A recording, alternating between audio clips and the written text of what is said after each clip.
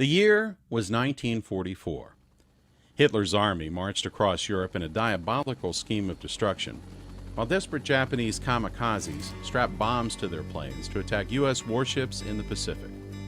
Allied troops collaborated on a determined plan to intervene in a situation that was spinning out of control.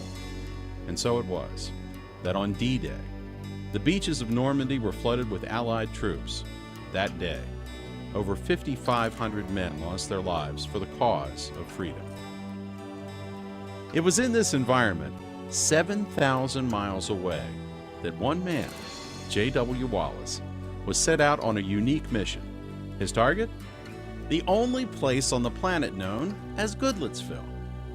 His plan? To pray with a handful of people. As in the book of Acts, a humble prayer meeting in the Searcy home birthed a church in the heart of this small community. In 1945, the young congregation purchased their first meeting house for $1,800, a modest church on the corner of Church and Depot Street. Brother J.O. Wallace, son of J.W., was established as pastor. 1 year later, Brother W.T. Scott of Hohenwalde, Tennessee, was named the minister in Goodlettsville and remained until 1969.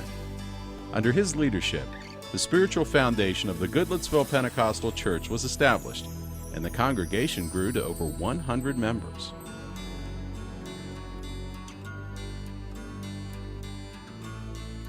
Following the resignation of Brother Scott in 1969, the church welcomed Brother Noble Ray Carson and his much-loved wife, Evelyn Dale, along with their two daughters, Patricia and Rebecca. As the church began to see fresh growth, it became evident that the church was outgrowing the Depot Street location.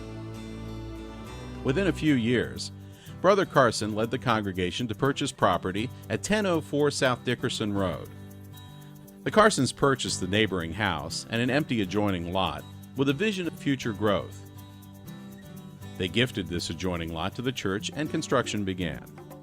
In 1974, Goodlettsville Pentecostal Church moved into their newly constructed home.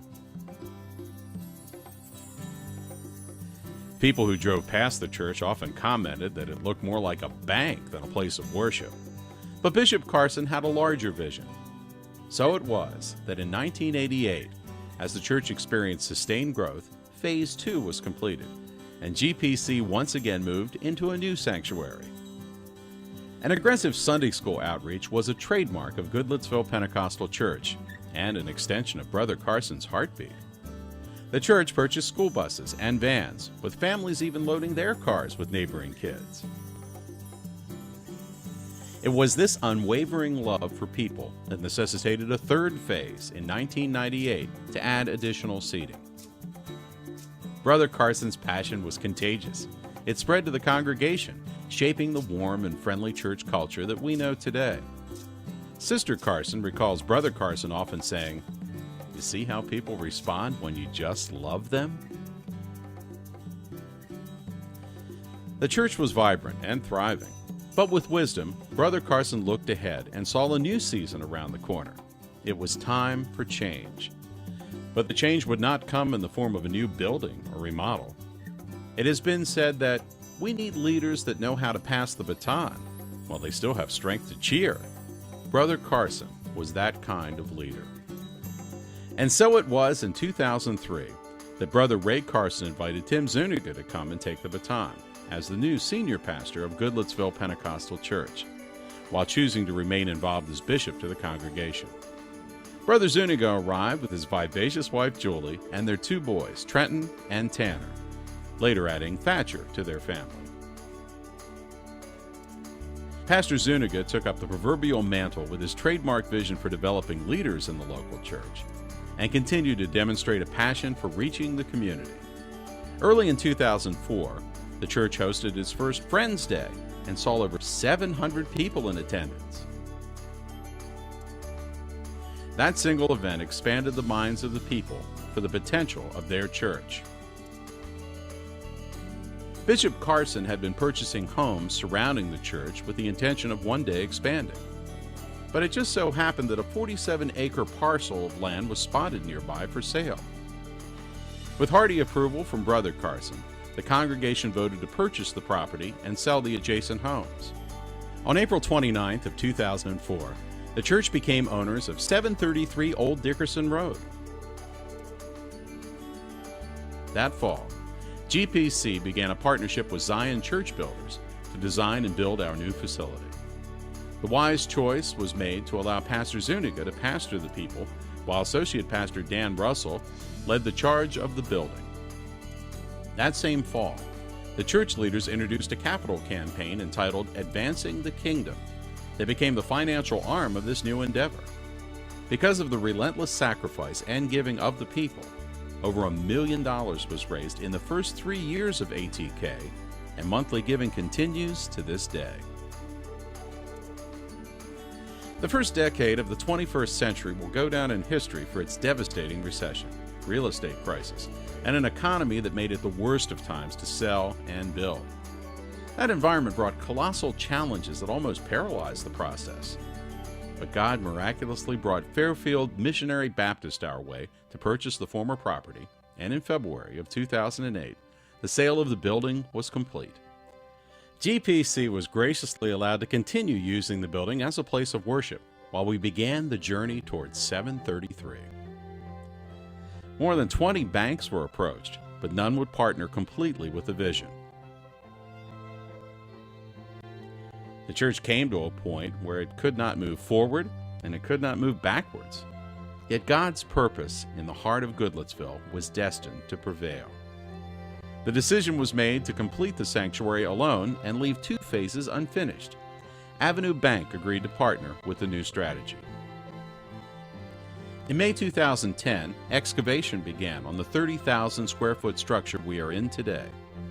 Because of the sheer magnitude of the rock, it was necessary to blast through 18 feet of stone. The cost for preparing this land for a building was a staggering $750,000. In July of 2010, Zion Builders arrived on site, and Ed Douglas assumed the role of construction superintendent. The land quickly began to change. By September of 2010, the steel went up.